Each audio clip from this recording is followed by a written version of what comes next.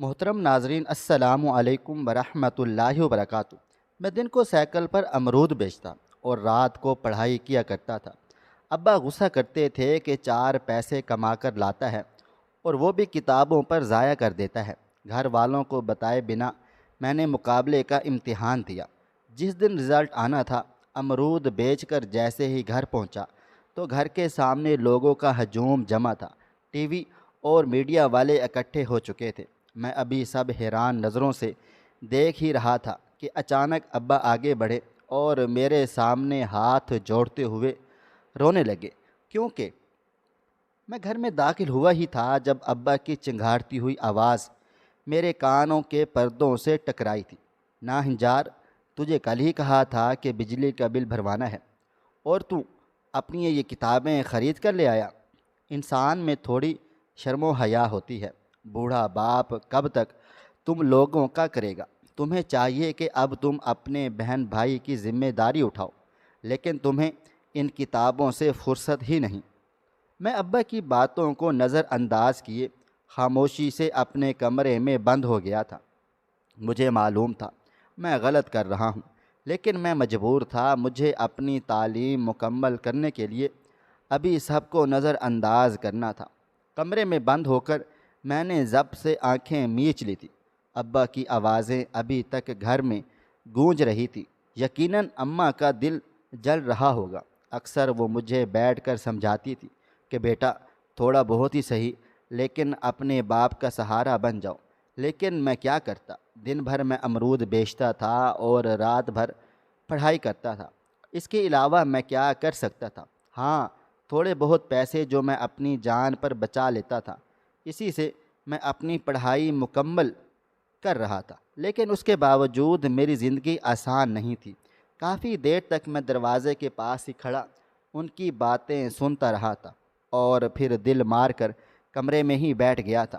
میں نے فوراً ہی اپنی باقی کی کتابیں بھی کبرڈ سے نکال لی تھیں اور زمین پر بیٹھ کر نوٹس تیار کرنے لگا تھا۔ اتوار کو ہم سب دوستوں نے ملاقات کر کے کمبائن اسٹڈی کرنی تھی، مگر اس سے پہلے سب کے حصے میں کچھ نوٹس آئے تھے جو سب کو بنانے تھے۔ مجھے معلوم تھا میرے تمام دوست آرام سے انٹرنیٹ کے ذریعے بنا رہے ہوں گے، مگر میرے پاس اتنے وسائل نہیں تھے کہ میں نوٹس انٹرنیٹ کے ذریعے بنا پاتا۔ اس لیے تھوڑے تھوڑے پیسے جمع کر کے پرانی کتابیں خرید کر لا رہا تھا اور انہیں کی مدد سے اپنے نوٹس تیار کر رہا تھا۔ اچانک ہی میری آنکھوں میں آنسو آنا شروع ہو گئے تھے۔ دل نہ جانے کیوں بھاری ہونے لگا تھا۔ میں نے اپنی کتابیں پرے دھکیل دی تھیں۔ ابا کی باتیں نہ جانے کیوں مجھے سکون لینے نہیں دے رہی تھی۔ میں فوراً ہی کھڑا ہوا تھا۔ الماری کے اوپری حصے پر رکھا ہوا اپنا واحد گلک اتارا تھا اور اللہ تعالیٰ کا نام لے کر اسے پھوڑ دیا تھا۔ اس میں سے 800 روپے کے قریب میرے جمع کیے ہوئے پیسے نکل آئے تھے، جنہیں لے کر میں باہر بڑھا۔ ارادہ اپنا ایک شرٹ خریدنے کا تھا۔ میں کافی ٹائم سے یہ پیسے جمع کر رہا تھا، مگر ابھی میری فیملی کو میری ضرورت تھی، اس لیے میں اپنے قدم پیچھے نہیں لے سکتا تھا۔ میں ابا کے کمرے میں آیا تو وہ ابھی تک پریشانی سے بیٹھے ہوئے تھے۔ میں ان کے پاس ہی جا کر بیٹھ گیا تھا اور ان کو دیکھتے ہوئے بولا تھا، میں جانتا ہوں کہ آپ کو کافی پریشان کر دیتا ہوں، لیکن ابا، میری بھی کچھ مجبوریاں ہوتی ہیں۔ میں سارا دن آپ کی خاطر کام کرتا ہوں، اپنے گھر کا چولہا جلاتا ہوں، مگر تھوڑا بہت تو میرا بھی حق ہے۔ ابھی میں مزید کچھ کہتا اس سے پہلے ہی وہ بولے تھے، اپنی یہ منحوس شکل لے کر میرے پاس سے دفع ہو جاؤ۔ تمہارے نزدیک ماں باپ بہن بھائی کوئی اہمیت نہیں رکھتے؟ احسان نہیں کر رہے تم اس گھر کا چولہا جلا کر؟ میں نے بھی تمہیں پیٹ کاٹ کاٹ کر پالا پوسا ہے اور اب تک پال رہا ہوں۔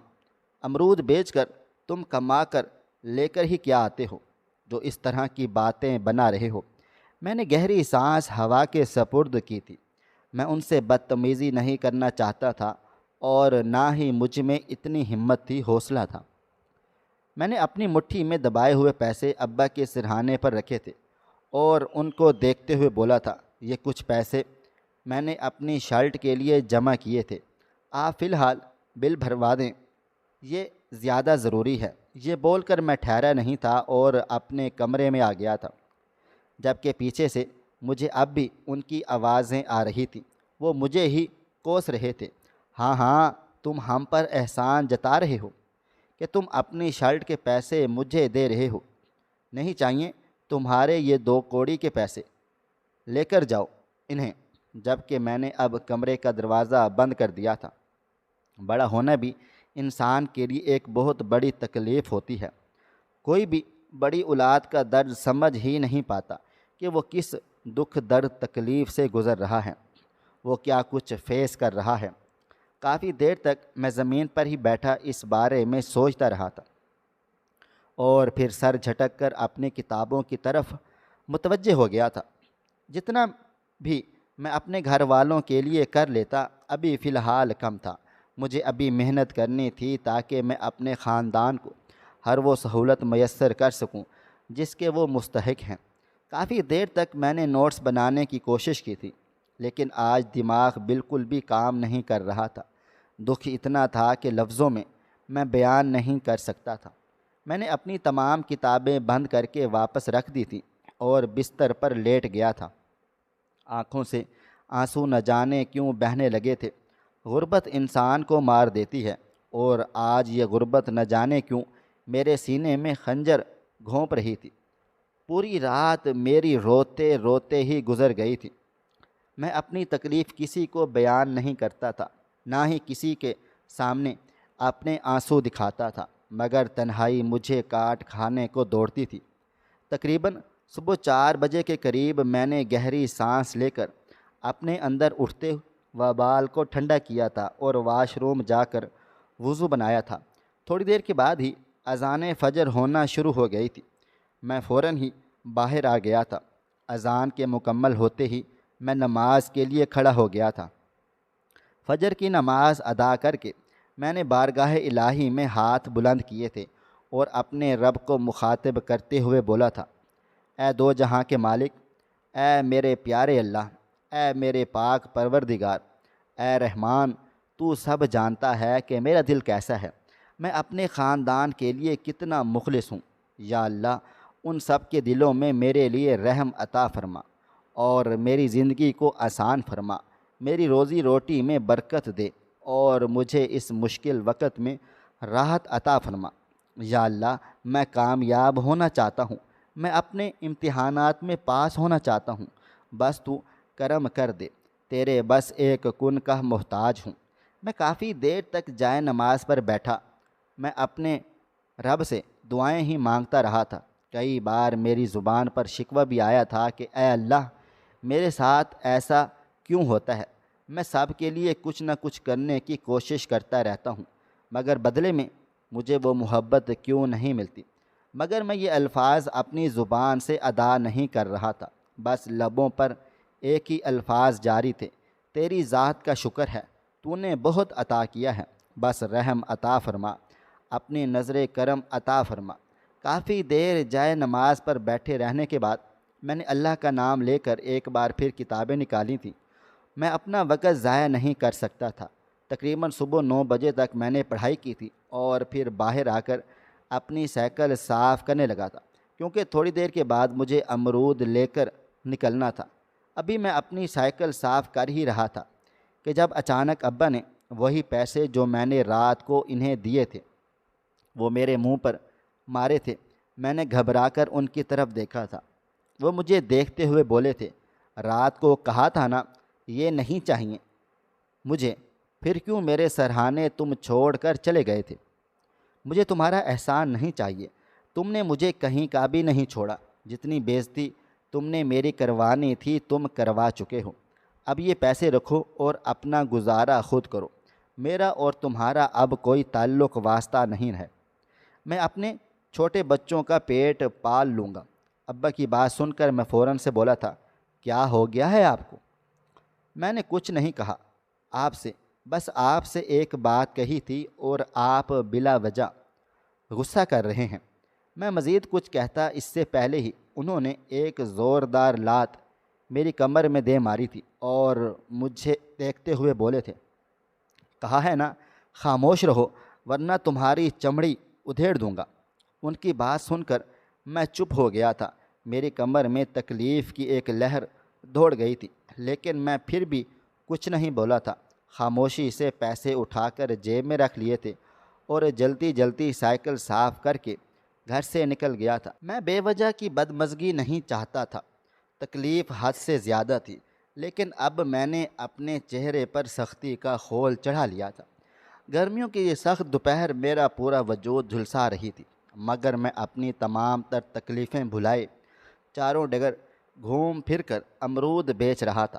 آج نہ جانے اللہ پاک کا احسان تھا یا میری قسمت، آج آمدنی کافی اچھی ہوئی تھی۔ شام سے پہلے ہی میرے سارے امرود فروخت ہو گئے تھے، مگر میں گھر نہیں گیا تھا کیونکہ جانتا تھا یہ وقت ابا کے گھر آنے کا ہے اور اس وقت ان کا پارا ہمیشہ ہی چڑھا رہتا تھا۔ میں ایک طرف چھاؤں میں اپنی سائیکل لے کر بیٹھ گیا اور اپنی کتابیں نکال کر اس سے بیٹھ کر پڑھنے لگا تھا۔ بار بار میری آنکھوں میں آنسو آ رہے تھے۔ ابا کا رویہ بار بار میری آنکھوں کے سامنے آ رہا تھا، مگر میں سر جھٹکتا چلا جا رہا تھا۔ انسان زندگی میں کسی بھی دکھ سے گزر جاتا ہے، لیکن ماں باپ کی بے اتنائی اسے مار دیتی ہے۔ کافی دیر تک میں وہیں بیٹھا ایک ٹاپک کو یاد کرتا رہا تھا، اور پھر تقریباً شام کے بعد میں نے گھر کی راہ لی تھی۔ میں اپنی سائیکل لے کر گھر میں داخل ہوا تو میری اماں روتے ہوئے میرے سینے سے لگ گئی تھی۔ ان کو روتا دیکھ کر میں نے پریشان ہو کر ان سے پوچھا تھا، کیا ہوا، سب ٹھیک ہے؟ ابا کہاں پر ہیں؟ آپ کو کچھ ہوا ہے کیا؟ میری بات سن کر وہ تڑپ کر بولی تھی، تم نے وقت دیکھا ہے کیا ہو رہا ہے؟ تمہاری ماں کی یہاں جان سولی پر اٹکی ہوئی تھی۔ تم جانتے ہو میرے دل پر کیا گزرتی ہے جب تم وقت سے گھر نہیں آتے؟ مجھے کیا معلوم صبح تم دونوں باپ بیٹے کے درمیان کیا کچھ ہوا ہے؟ تم بے وجہ اپنے باپ کی سزا ماں کو کیوں دیتے ہو؟ ان کی بات سن کر میں نرمی سے بولا تھا، اماں کیا ہو گیا ہے آپ کو؟ میں بھلا کہاں جاؤں گا، اسی گھر میں رہتا ہوں، یہیں واپس لوٹ کر آؤں گا۔ آج میں نے سوچا کہ تھوڑا اور وقت لگا کر سارے امرود بیچ دیتا ہوں، پھر کل منڈی چلا جاؤں گا۔ آپ کیوں الٹا سیدھا سوچ رہی ہیں؟ آپ کے بغیر میں ایک پل نہیں رہ سکتا۔ میری بات سن کر وہ مزید سسک پڑی تھی، جبکہ میں نے انہیں سختی سے اپنے گرد بھینچ لیا تھا۔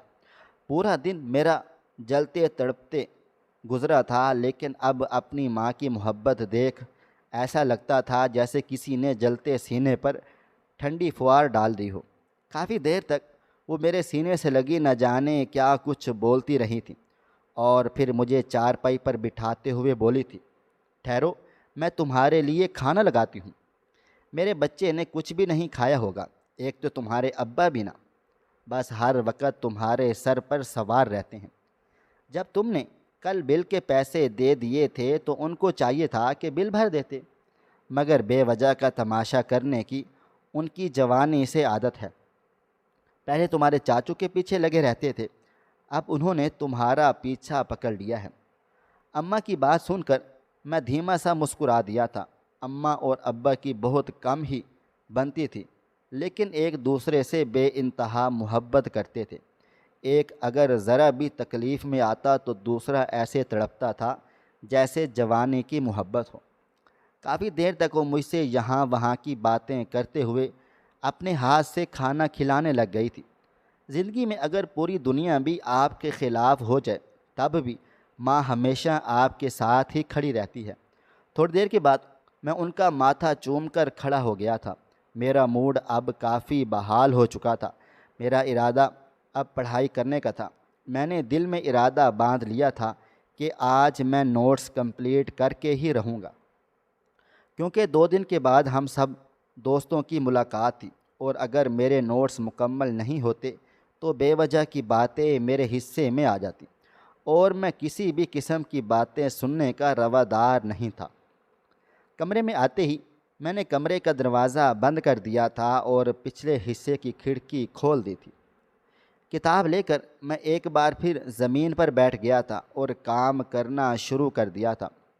وقت دھیرے دھیرے گزرتا چلا جا رہا تھا۔ تقریباً رات کے 3 بجے تک میں نے پڑھائی کی تھی اور پھر کتابیں بند کر کے رکھ دی تھی، کیونکہ صبح 6 بجے تک مجھے منڈی بھی جانا تھا۔ لیٹتے ہی میں کب نیند کی وادیوں میں چلا گیا، مجھے کچھ علم ہی نہیں ہوا تھا۔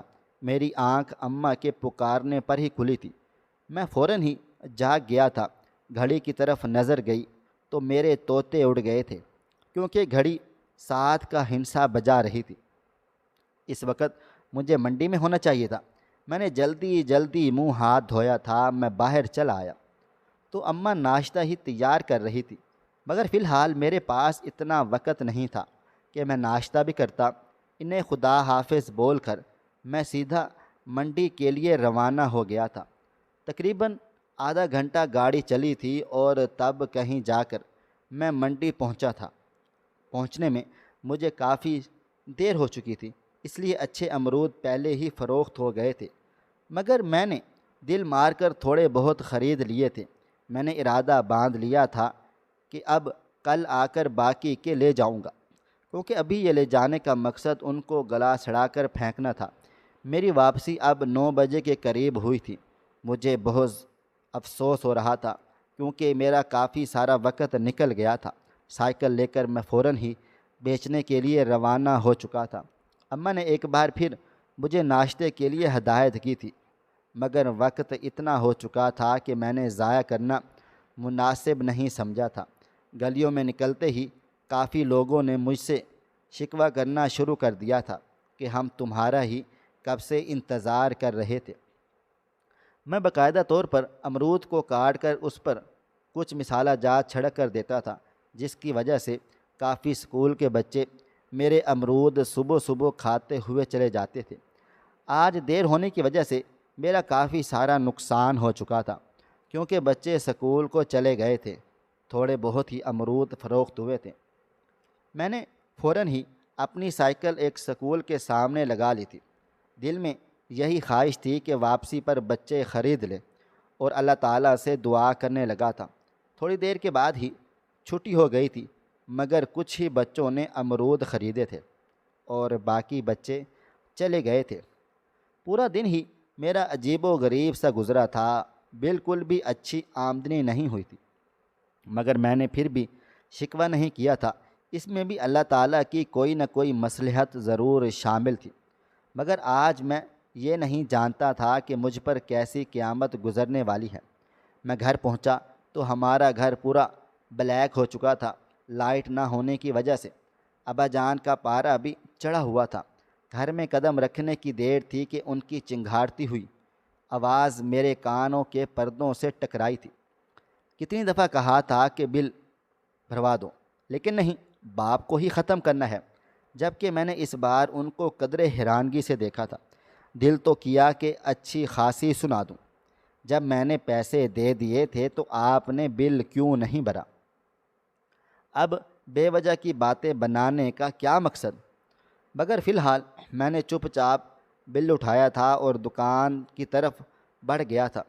بل بھروا دینے کے بعد جب میں لوٹا تو ابا الیکٹریشین سے تار جڑوا رہے تھے، جو نمائندے کے لوگ کاٹ کر چلے گئے تھے۔ میں نے اپنا سر جھٹک دیا تھا اور اماں کو دیکھتے ہوئے بولا تھا، مجھے بہت بھوک لگ رہی ہے، صبح سے ناشتہ بھی نہیں کیا، بس 2 امرود کھائے ہیں، آپ کھانا دے دیں۔ جبکہ وہ تو یہ بات سنتے ہی تڑپ اٹھی تھی اور مجھے دیکھتے ہوئے بولی تھی، تمہیں کتنا روکا تھا لیکن تمہیں میری بات سمجھ ہی نہیں آتی، ماں کی تو تمہیں پرواہ ہی نہیں ہے۔ ان کی بات سن کر میں دھیما سا مسکرا دیا تھا اور ان کو دیکھتے ہوئے بولا تھا، آپ ہی کی تو پرواہ ہے، ورنہ میں اور اس گھر میں رہوں؟ ایسا ممکن ہی نہیں۔ یہ کہتے ہی میں کمرے میں چلا گیا تھا، جبکہ پیچھے سے ابا جان کی خوب باتوں کی آوازیں آ رہی تھیں۔ وہ مجھ پر غصہ کر رہے تھے، مگر اب میں پرسکون تھا۔ رات بھر میں نے معمول کے مطابق اپنی پڑھائی کی تھی۔ اگلے روز میں لازمی منڈی جا کر وقت سے امرود خرید کر لے آیا تھا، تاکہ آگے آنے والے دن مجھے پریشانی نہ ہو۔ اتوار کی صبح ابا جان نے کافی سختی سے مجھے ٹوکا تھا کہ تم کتابیں اٹھا کر کہاں جا رہے ہو؟ سائیکل لے کر نکلو۔ مگر آج میں کسی کی بھی نہیں سن سکتا تھا، کیونکہ اس کمبائنڈ اسٹڈی کا مطلب بہت کچھ سیکھنا تھا جو وہ لوگ بڑے بڑے ٹیوشن سے سیکھ کر آتے تھے۔ میں ان سے مدد لے سکتا تھا اور اتنا بڑا موقع میں اپنے ہاتھ سے جانے نہیں دے سکتا تھا۔ اگر میرے پاس پیسے ہوتے تو میں کبھی بھی کمبائنڈ اسٹڈی نہیں کرتا، بلکہ اپنے کام پر ہی لگا رہتا۔ مگر فی الحال مجھے اپنا دن ضائع کرنا ہی تھا۔ میں اپنے دوست کے گھر جا پہنچا تو سب نے مجھے ایک جیسی عزت دی تھی، کسی نے بھی مجھے غریب بول کر بھگایا نہیں تھا۔ بے شک وہ سب کے سب امیر لوگ تھے، لیکن ان سب میں انسانیت تھی اور وہ بالکل بھی مجھے حقیر نہیں سمجھتے تھے۔ کافی دیر تک ہم لوگوں نے پڑھائی کی تھی اور میں تقریباً دوپہر 3 بجے گھر لوٹا تھا۔ ابا نے آتے ہی ساتھ مجھے گالیاں دینا شروع کر ڈالی تھی کہ کہاں آوارہ گردی کرنے کے لیے گئے ہوئے تھے، تمہیں گھر کا تو بالکل بھی ہوش نہیں ہے۔ کتنے لوگ دروازے پر آ کر چلے گئے ہیں کہ آج امرود بیچنے کے لیے تم نہیں آئے۔ اس طرح سے گاہکی خراب ہو جاتی ہے۔ لیکن میں کچھ بھی نہیں بولا تھا۔ ایک لمحے کے لیے دل میں خیال پیدا ہوا تھا کہ ابا کو بتا دوں کہ میں کیا ارادہ رکھتا ہوں اور میں کہاں سے آ رہا ہوں، لیکن میں جانتا تھا کہ ان کو بتانا اپنے پاؤں پر کلہاڑی مارنے کے مترادف ہوگا، اس لیے میں چپ ہی رہا تھا۔ میں نے اب چپ کا روزہ رکھ لیا تھا۔ کچھ کہنے سے صرف اور صرف انسان کی عزت میں گھاٹا ہی آتا ہے، اس لیے میں نے خاموش رہ کر زندگی گزارنے کا عہد کر لیا تھا۔ وقت اور تیزی سے گزرتا جا رہا تھا۔ ابا اب خاموش رہنے لگے تھے۔ وہ بھی مجھے زیادہ نہیں بولتے تھے، کیونکہ میں اب وقت سے پیسے بھی دے دیا کرتا تھا اور اپنی پڑھائی کے لیے الگ سے بچا بھی لیتا تھا۔ وہ تو خدا کا لاکھ لاکھ شکر تھا کہ مجھے اسکالرشپ مل گئی تھی۔ اگر مجھے اسکالرشپ نہیں ملتی تو کبھی بھی میں اپنی تعلیم کو مکمل کر کے مقابلے میں حصہ نہیں لے پاتا۔ میں CSS کا امتحان دینا چاہتا تھا، مگر اس کے لیے بھی پڑھائی کی اشد ضرورت تھی۔ 1 ماہ کے بعد میرے امتحانات تھے۔ اب مقابلہ کافی سخت ہو گیا تھا۔ کمبائنڈ اسٹڈی ختم ہو چکی تھی۔ ہم جو ہر اتوار کو ملاقات کر کے پڑھتے تھے، اب وہ معاملہ بھی ٹھنڈا پڑ گیا تھا۔ مجھے اب کافی ٹینشن ہونے لگ گئی تھی، کیونکہ اس کمبائنڈ اسٹڈی کے ذریعے مجھے بہت مدد مل جاتی تھی۔ میرے پاس اتنے پیسے نہیں تھے کہ میں بڑے بڑے ٹیوشنز لیتا۔ میرے دوست وغیرہ ہی ٹیوشن لیتے تھے، جن کی بدولت مجھے اچھے نوٹس وغیرہ بھی مل جاتے تھے اور سمجھنے کو بھی بہت کچھ مل جاتا تھا۔ میرے چہرے کی اڑی ہوئی ہوائیاں دیکھ میری اماں میرے پاس آ کر بیٹھ گئی تھی۔ میں بالکل چپ چاپ خاموشی سے برآمدے میں بیٹھا ہوا خلا میں گھورے جا رہا تھا۔ وہ مجھے دیکھتے ہوئے بولی تھی، کچھ ہوا ہے؟ تم مجھے کافی پریشان سے لگ رہے ہو۔ تمہارے ابا بھی بول رہے تھے کہ تم کافی خاموش ہو گئے ہو۔ کوئی مسئلہ مسائل ہیں تو اپنی ماں کو بتاؤ۔ ان کی بات سن کر میں تھوڑا بہجل لہجے میں بولا تھا، مجھے انٹرنیٹ کی اشد ضرورت ہے، موبائل فون چاہیے۔ آپ کو معلوم ہے 1 ماہ کے بعد میرے امتحانات ہیں اور میرے پاس پڑھنے کے لیے کوئی وسائل نہیں۔ تھوڑی بہت کمبائنڈ اسٹڈی میں اچھی پڑھائی ہو جاتی تھی، مگر اب وہ بھی ختم ہو گئی ہے، کیونکہ سب کا کہنا ہے کہ ہم اپنی اپنی پڑھائی پر اب توجہ دیں گے۔ جتنا ایک ساتھ مل کر پڑھنا تھا پڑھ لیا ہے۔ اماں، اگر میں اس امتحان میں کامیاب ہو گیا تو آپ کو نہیں معلوم میں کتنا آگے جاؤں گا۔ میری بات سن کر میری اماں مجھے دیکھتے ہوئے بولی تھی، ایک موبائل فون خریدنے میں کتنے پیسے لگتے ہیں؟ جبکہ میں ان کی بات سن کر بجھے ہوئے لہجے میں بولا تھا، برا سا برا موبائل فون پرانے میں بھی 10 سے 1000 سے کم نہیں آتا اور میرے پاس اتنے پیسے نہیں میں کہ کل کے لیے امرود بھی خرید کے لے آؤں۔ اب یہ امرود فروخت کروں گا تب ہی نئے امرود لاؤں گا۔ میری بات سن کر اماں مجھے دیکھتے ہوئے بولی تھی، اگر تم امتحان میں پاس ہو گئے اور تمہاری اچھی خاصی نوکری بھی لگ گئی تو کیا تم مجھے میرے پیسے لوٹا دو گے؟ ان کی بات سن کر میں نے حیران ہو کر ان کی طرف دیکھا تھا۔ اچانک انہوں نے اپنا بٹوا کھولا تھا اور مجھے 10,000 روپے دیتے ہوئے بولی تھی، آج ہی میری کمیٹی کھلی ہے، تمہارے ابا سے چھپ کر ڈالی تھی، لیکن تم یہ رکھ لو اور اپنا موبائل فون لے آؤ۔ یہ بات کسی کو نہیں بتانا، اور اپنے ابا کو تو بالکل بھی نہیں۔ چھپ کر تم اپنا موبائل فون استعمال کرنا اور رات کے وقت اپنی پڑھائی کرنا۔ میری بھی بہت خواہش ہے کہ میرا بچہ بہت آگے جائے۔ میں تمہیں امرود بیچتے ہوئے نہیں دیکھنا چاہتی۔ میں نے اور تمہارے ابا نے تو تعلیم پوری کی ہی نہیں، لیکن میں چاہتی ہوں کہ تم بہت آگے تک جاؤ تاکہ تمہارے یہ دونوں چھوٹے بہن بھائی کامیاب ہو سکیں۔ اماں جان کی بات سن کر میری آنکھوں میں آنسو آ گئے تھے۔ یہ 10,000 میرے لیے بہت زیادہ قیمتی تھے، لیکن میرا دل ہی نہیں مان رہا تھا۔ نہ جانے کیوں مجھے خطرہ محسوس ہو رہا تھا کہ اگر میں فیل ہو گیا تو اماں کے پیسے ڈوب جائیں گے۔ میں نے انہیں پیسے واپس کرنے کی ٹھان لی تھی، مگر انہوں نے مجھے منع کر دیا تھا اور وہ مجھے دیکھتے ہوئے بولی تھی، یہ پیسے اگر میں رکھوں گی تو گھر میں خرچ ہو جائیں گے۔ تم کم سے کم اپنا موبائل فون لے آؤ تاکہ تمہاری مشکل بھی تھوڑی بہت آسان ہو سکے۔ کچھ دیر میں نے سوچنے میں لگا دیے تھے اور پھر فوراً سے فیصلہ لے لیا تھا، میں یہ پیسے رکھ لیتا ہوں۔ اگر میں فیل بھی ہو گیا تو اماں کو تھوڑے تھوڑے کر کے لوٹا دوں گا۔ یہ سوچتے ہی میں موبائل مارکیٹ کی طرف روانہ ہو گیا تھا۔ قدرے سستے میں ہی صحیح، مگر مجھے ایک اچھا موبائل فون مل گیا تھا۔ برابر والے گھر سے میں نے وائی فائی کا کوڈ لے لیا تھا اور اپنا کمرہ بند کر کے اپنی پڑھائی میں مگن ہو گیا تھا۔ میرے پاس صرف 1 مہینہ تھا اور اس 1 مہینے میں مجھے بہت کچھ بدلنا تھا۔ وقت گزرا تھا اور میرے امتحانات کا دن بھی آن پہنچا تھا۔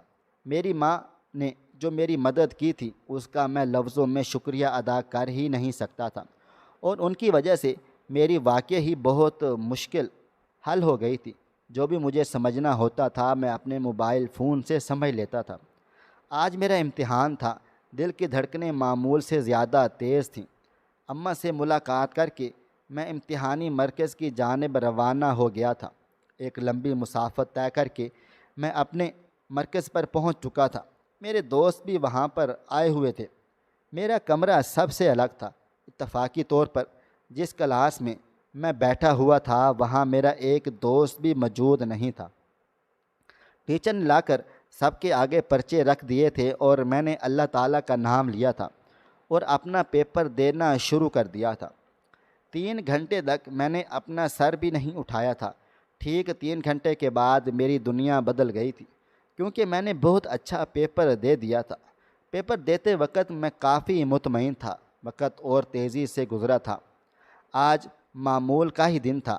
میں امرود بیچ کر گھر کو واپس آ رہا تھا جب مجھے دور سے ہی اپنے گھر میں بھیڑ لگی ہوئی نظر آ گئی تھی، اور میں کافی حیران و پریشان سا ہو گیا تھا کہ یہ بھیڑ کس بات کی ہے۔ لیکن جب میں نے غور کیا تو میرے 14 طبق روشن ہو گئے تھے۔ وہاں پر کافی کیمرہ مین کھڑے ہوئے تھے اور ساتھ میں پولیس کی نفری بھی موجود تھی۔ میں جیسے ہی آگے بڑھا تب اچانک میرے ابا جان اس بھیڑ کو چیرتے ہوئے میرے آگے آ گئے تھے اور مجھے سمجھنے کا موقع دیے بغیر مجھے انہوں نے اپنے سینے سے لگا لیا تھا۔ میں حیران نگاہوں سے انہیں دیکھ رہا تھا۔ مجھے بالکل بھی یقین نہیں آ رہا تھا کہ ابا مجھے گلے سے لگایا ہے۔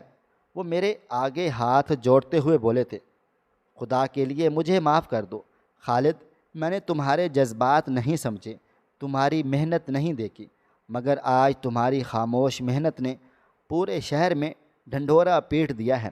تم نے CSS کے امتحان میں پہلی پوزیشن حاصل کر لی ہے، جبکہ میں اپنی جگہ پر بالکل جامد ہو گیا تھا۔ خدا کا معجزہ ایسا بھی ہوتا ہے۔ میرے تصور میں بھی نہیں کیا تھا کہ ابا کے بتانے کی دیر تھی کہ تمام رپورٹر فوراً میری طرف کو بڑھے تھے۔ پولیس نے مجھے اپنے گھیرے میں لے لیا تھا۔ کوئی کچھ سوال کر رہا تھا تو کوئی کچھ، جبکہ میں ایسا ہو گیا تھا جیسے کاٹو تو بدن میں خون ہی نہیں۔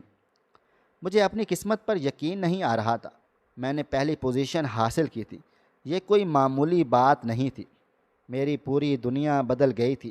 مجھے کچھ دن کے بعد ہی ٹریننگ پر بھیج دیا گیا تھا، لیکن اس ٹریننگ کی بھی مجھے تنخواہ مل رہی تھی جو میں نے تھوڑی بہت رکھ کر اپنے ماں باپ کو بھیج دی تھی۔